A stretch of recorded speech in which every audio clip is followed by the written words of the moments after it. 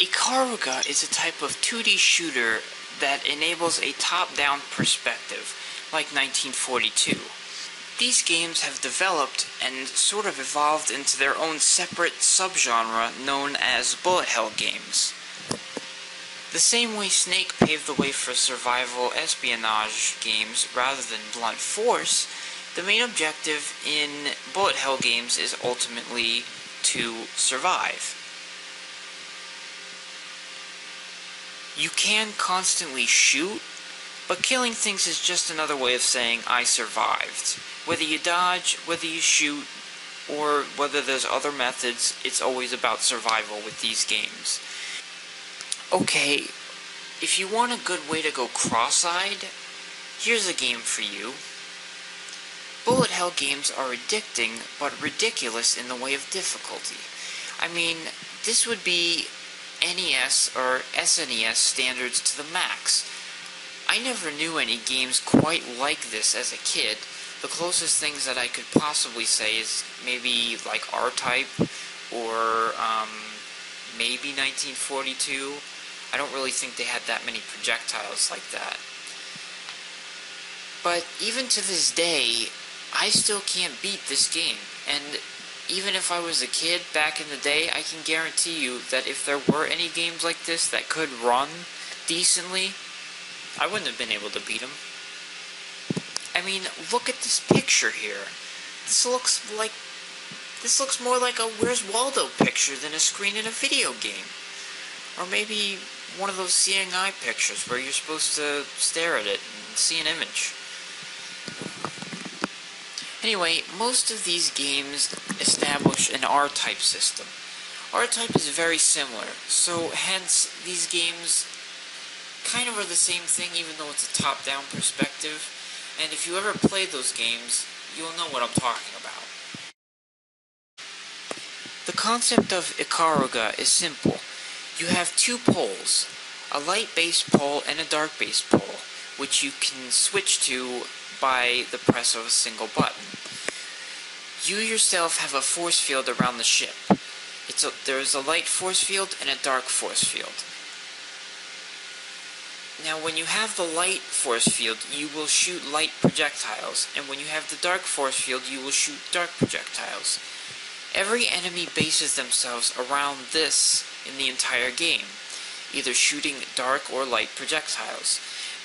But the ships themselves are also hazards in this game, as is in many other shooters. You can absorb dark shots if your force field is dark, and you can still damage a dark enemy, but it does a lot less damage when you're shooting the same color of the force field you are.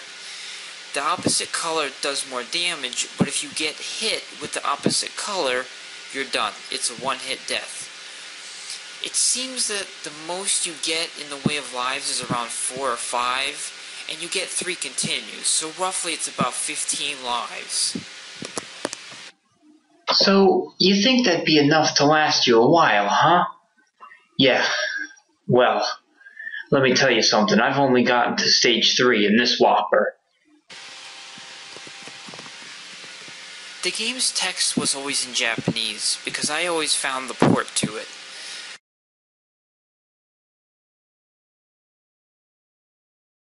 But you could change the panel from the horizontal to the vertical, so you can make it more like an R-Type-y kind of feel.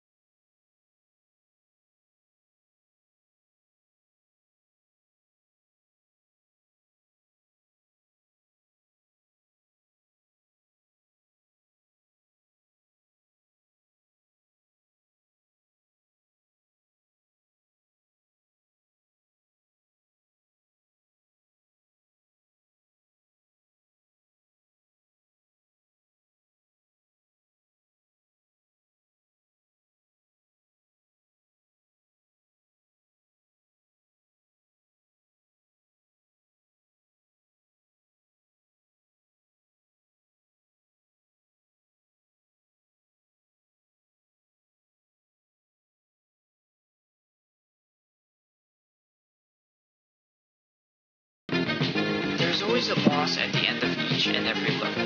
The first boss is there just to try to add some nice effects to the first stage, since it's basically a tutorial. The second stage is where the difficulty begins. Whereas the first, it kind of eases you in because it kind of gives you an explanation and kind of understands that, you're new to this concept. The second stage becomes a little bit more of a mess, whereas the first stage is a little more of a tutorial. I mean, you have all this shit flying around in the second stage. Now look here. Because I decided that to use an emulator for this game, particularly, for some reason, the beams aren't showing. As you can see, like right here, you can see that it would be shooting normally dark beams right here, but for some reason it isn't showing. So I'm basically changing my force field to invisible beams. Imagine playing the entire fucking game like this. It would drive you up the wazoo. Literally fucking nuts. There's always a boss at the end of each level.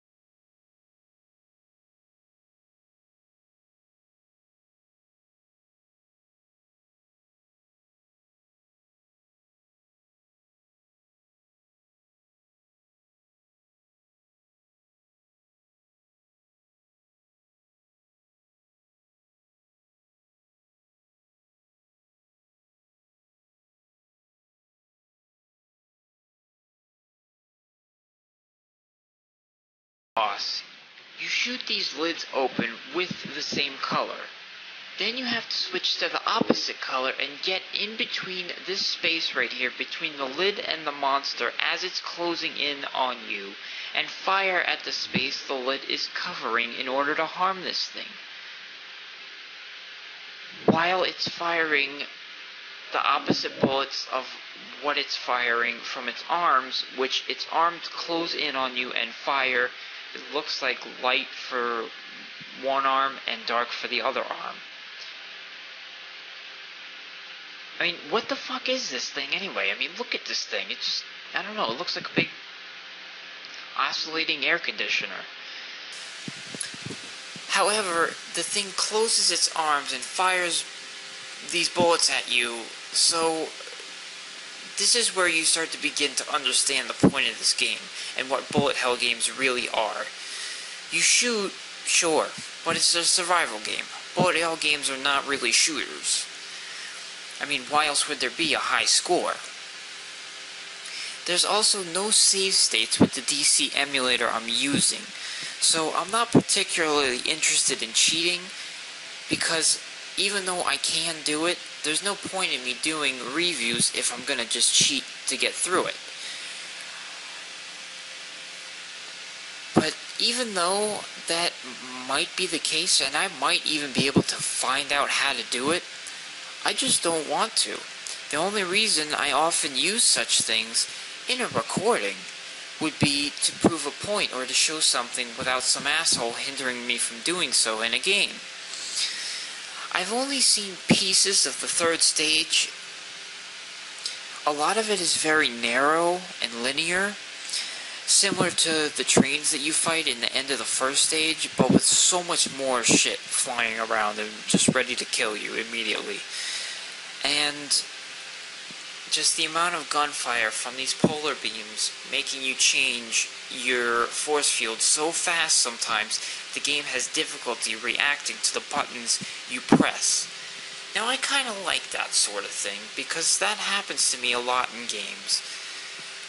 Even on Ninja Gaiden, I'll jump and the game will recognize that I hit the button and I end up dead because of it. Now, of course, the game will recognize its failure, but I know I hit the button, and you can even see it, but the game just does whatever the hell it wants. Alright, so this section of the third stage is actually really fun. They'll exercise you on this whole concept that the game is based around to the max in each level, and it's always a challenge. I think as far as the hardest flying game or any kind of flight game I've ever beaten was Panzer Dragoon Orta on the Xbox, and that I am the only person that I knew out of anybody I knew who played games who actually beat that game. So I was very proud of that.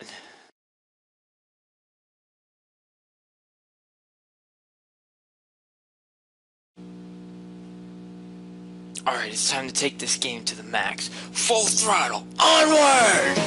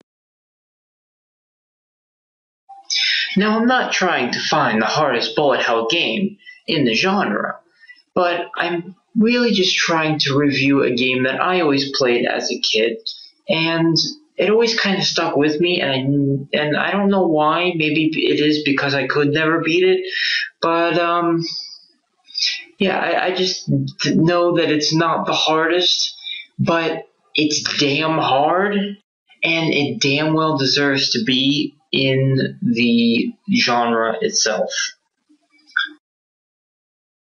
I never really focused on too much of the story because shooters don't really need story. You don't need it. It would kind of take away from the gameplay. Ikaruga is an amazing game. And even though I never beat it, I'm okay with that. It's a very strange game. It's one of those games that's challenging enough to keep, but if you haven't beaten it yet, it's not worth selling either. So, without further ado, I've only gotten to stage 3, and I think it's the last boss of stage 3. But here's stage 6, the final stage.